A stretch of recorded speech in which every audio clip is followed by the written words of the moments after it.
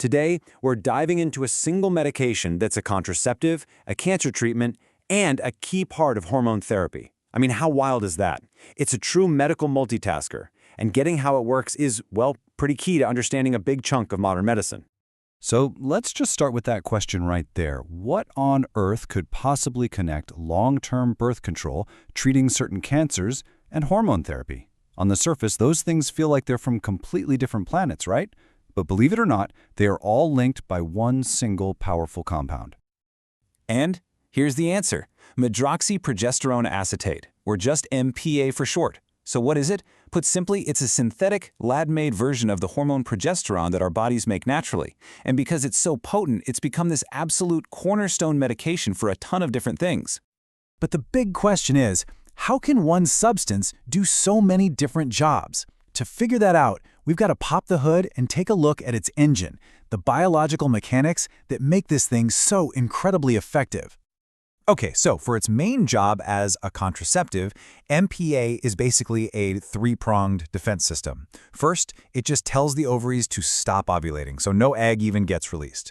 Simple enough. Second, it makes the cervical mucus super thick, creating this physical barrier. Think of it like a bouncer at a club that blocks sperm. And third, it changes the lining of the uterus, making it a really unwelcoming place for a fertilized egg to implant. It's a total triple threat.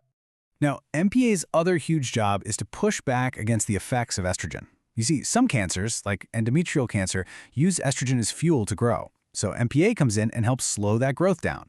That same anti-estrogen power is also exactly why it's so critical for hormone replacement therapy.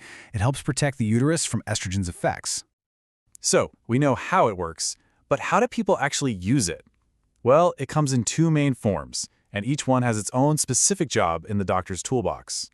So on one hand, you have the shot, the injectable form, which you've probably heard of as Depo Provera.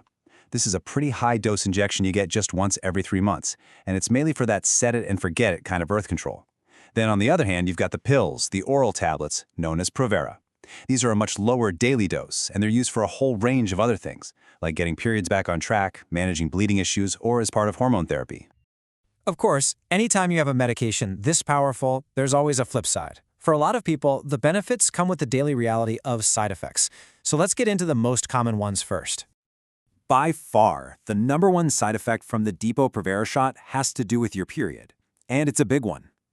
After a year on the shot, about half of all users stop getting their periods completely. It's a condition called amenorrhea. Now, for some people, that sounds like a dream come true. But for others, the irregular bleeding that can happen before you get to that point can be a real challenge. And beyond periods, there's a whole list of other side effects that people commonly report. We're talking about things like weight gain, headaches, mood swings, or even depression, breast tenderness, bloating, skin changes like acne, you name it. Now, not everyone experiences these, but they are absolutely a huge part of the conversation for anyone thinking about this medication. Okay, we need to shift gears for a second and talk about the bigger picture, the more serious warnings. And look, this isn't meant to scare anyone. It's about making sure we have a complete and totally honest understanding of the risks involved. The shot, Depo Provera, carries what's called a black box warning from the FDA. That's their most serious level of caution. And it's on there because it can cause a significant loss of bone mineral density, which basically weakens your bones, and it might not be fully reversible. Because of this risk, it's not recommended for more than 2 years unless other birth control methods just aren't a good option for you.